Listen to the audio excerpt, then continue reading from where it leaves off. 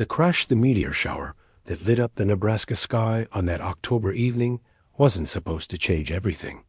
Marcus Henley had seen plenty of celestial displays during his 43 years, working the same plot of land his grandfather had farmed. But this one felt different. The streaks of fire seemed too controlled, too purposeful. And when one of them crashed into his north pasture with a sound like thunder split in half, Marcus knew his quiet life was about to become significantly more complicated. He found the crater just after dawn, still smoking despite the overnight rain. What lay at the bottom wasn't a chunk of space rock. The craft, and there was no mistaking it for anything else, was roughly the size of a small car. Its hull a deep blue-black that seemed to absorb light rather than reflect it. Strange symbols pulsed weakly along its surface, fading with each passing moment like a dying heartbeat. Marcus had always been a practical man. When his wife Janet died 3 years ago, he'd grieved properly and gotten back to work. When drought threatened his crops, he'd dug new irrigation lines. When the bank tried to foreclose, he'd fought them in court and won. But nothing in his methodical approach to life had prepared him for the being that stumbled out of the wreckage. The creature stood nearly 7 feet tall, humanoid but distinctly alien. Its skin was a deep amber color, like honey held up to sunlight, and instead of hair, it had what looked like crystalline formations growing from its scalp. 3 eyes arranged in a triangle pattern regarded Marcus with obvious intelligence, though the left one was sealed shut by what appeared to be severe burns. Purple blood seeped from numerous wounds across its body. "Please," it said, the words somehow translated directly into Marcus's mind rather than spoken aloud. "I mean no harm. I am dying." Marcus looked at the alien, then at his farmhouse in the distance, then back at the creature swaying on its feet. His neighbors were good people, but they were also the type who'd call every government agency they could think of if they knew what was happening. The creature would end up in a lab somewhere, dissected in the name of science or national security. "Come." "On then," Marcus said, surprising himself with the steadiness of his voice. "Let's get you patched up." The alien's remaining eyes widened in what might have been amazement. "You would help me?" "Even though I am bleeding all over my pasture," Marcus interrupted, "and looking like you're about to fall over. Can you walk?" Together, they made their way to the farmhouse, the alien, who said his name was Korath, leaning heavily on Marcus's shoulder. Behind them, the crashed ship continued to smolder, its alien technology slowly dying in the Nebraska dirt. The healing Marcus had always been handy with first aid. Living alone on a farm demanded it, but treating an alien's wounds was pushing his skills to the limit. Korath's purple blood clotted differently than human blood, and his skin seemed to seal itself when properly cleaned and bandaged. The creature's physiology was fascinating in its complexity, though Marcus tried not to think too hard about the implications of harboring an extraterrestrial refugee. "Your ship," Marcus said as he cleaned a particularly nasty gash on Korath's arm. "Is it going to explode or anything?" "Because I'd prefer not to have to explain a crater to the county inspector." Korath's mandibles clicked in. What Marcus had learned was the equivalent of a rueful laugh. No explosion. The containment systems are designed to fail safely, though I fear the quantum core is beyond repair. They worked in companionable silence for a while, Marcus applying his grandmother's homemade salve to wounds that probably predated human civilization. The alien's biology was remarkably resilient. Injuries that would have killed a human were already showing signs of healing. "Why were you running?" Marcus asked eventually. Korath's 3 eyes focused on something beyond the kitchen window. "My people... We are not all honorable. There is a faction that believes other species exist, only to serve our empire. They call themselves the Dominion, and they have been systematically enslaving entire worlds." "And you oppose them?" "I stole something, evidence of their crimes. testimony from survivors, proof that could bring down their leadership and free dozens of worlds. Korath touched a small device embedded in his chest. But my ship was damaged in the escape. I was forced to make an emergency landing on the nearest habitable world. Marcus nodded, understanding the implications. And they're coming for you. They will not stop until they recover what I carry. The evidence must reach the Galactic Council. But I fear I am too injured to complete the journey alone. And we'll just have to make sure you're not alone, Marcus said, applying the last bandage. You can rest here until you're healed. I've got nowhere else to be. Over the next few days, Marcus learned more about the universe than he'd ever imagined possible. Korath spoke of star-spanning civilizations, of planets where the very air was music, of species that had evolved beyond physical form. The aliens' knowledge was vast, but it was his perspective that truly amazed Marcus. Your species is young, Korath observed one evening as they sat on the porch watching the sunset. But you have something many older races have lost. What's that? Hope, stubbornness, the belief that one person can make a difference, even against impossible odds. Korath's mandibles clicked approvingly. It is why I was not surprised when you chose to help me, Marcus chuckled. My Janet always said I was. Too stubborn for my own good. Your mate was wise. That stubbornness may save the galaxy. The hunters, the black ships, arrived on a Tuesday, appearing in Earth's sky like dark stars against the morning blue. Marcus spotted them first, 3 sleek vessels that seemed to bend light around their edges, making them difficult to focus on directly. They moved with predatory grace, circling the farm in slowly tightening spirals. They found me, Korath said, his healing wounds suddenly taking on a sickly pallor. The Dominion's hunters. They can track quantum signatures across interstellar distances.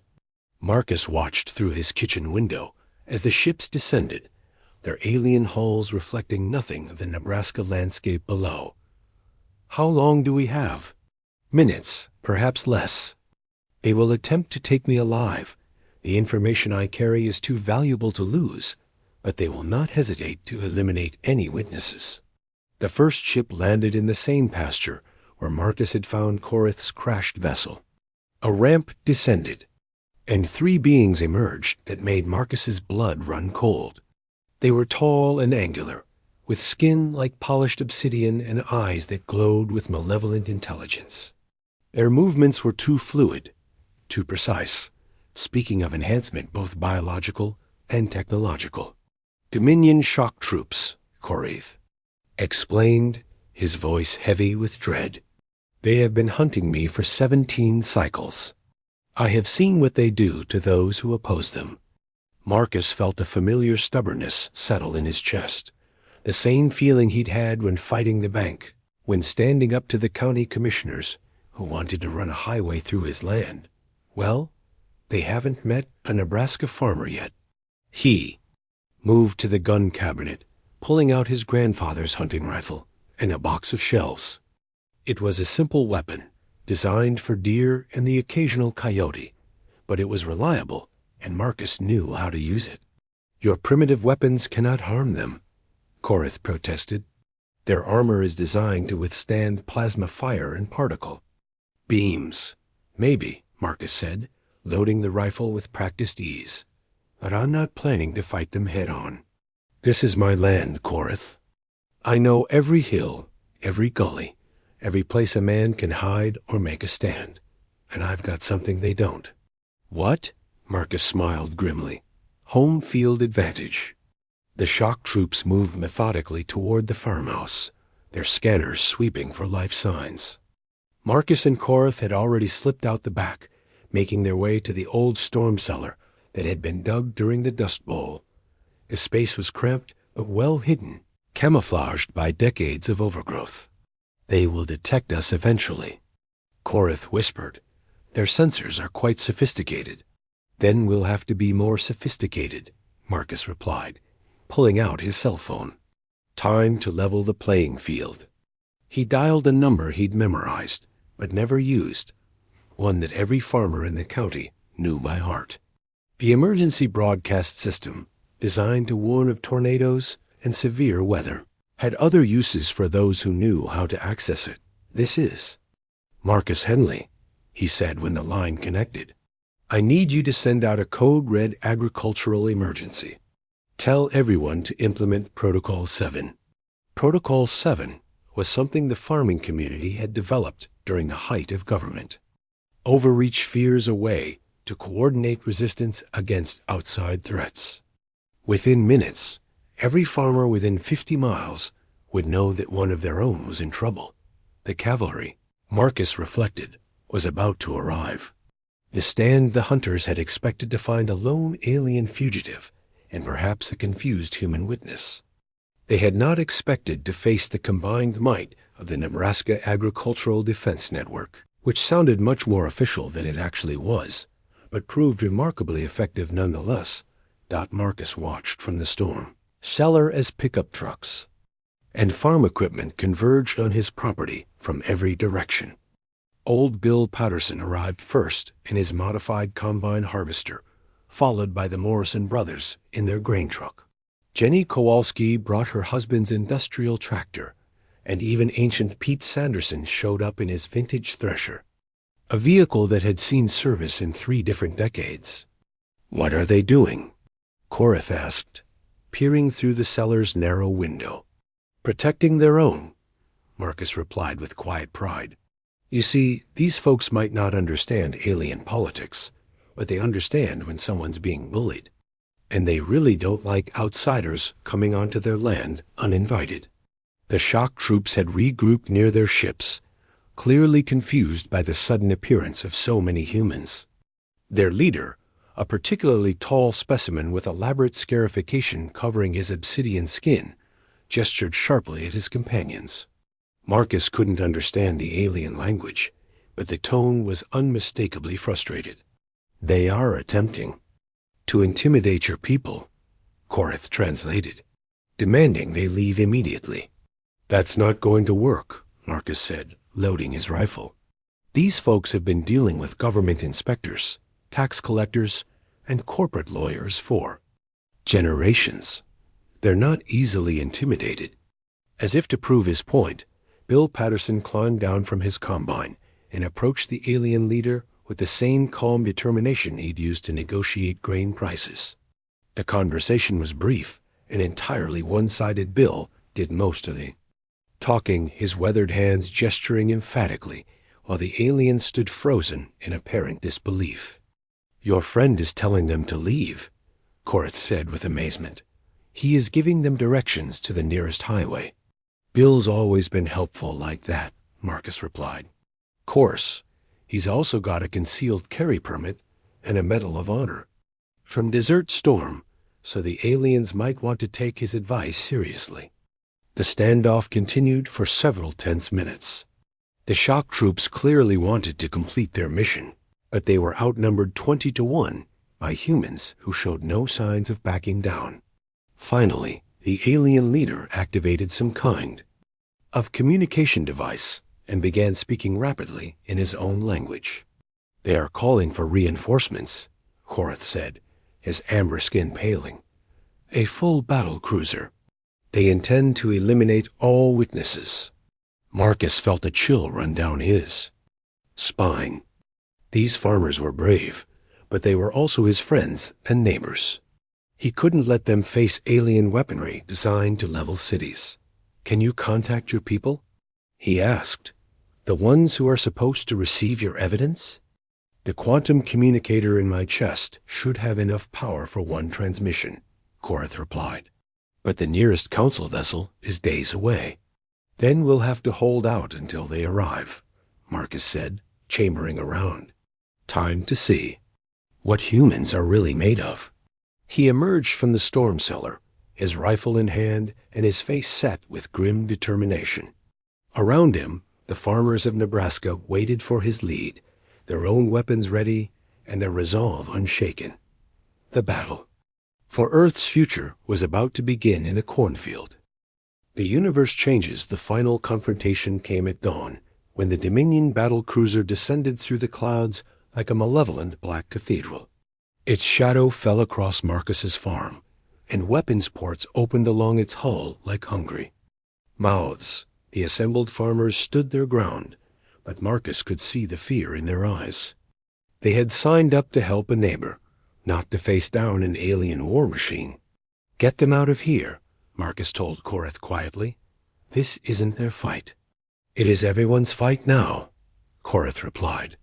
"The Dominion will not stop with my capture. They will enslave this world as they have enslaved so many others." The battle cruiser's weapons powered up with a sound like distant thunder.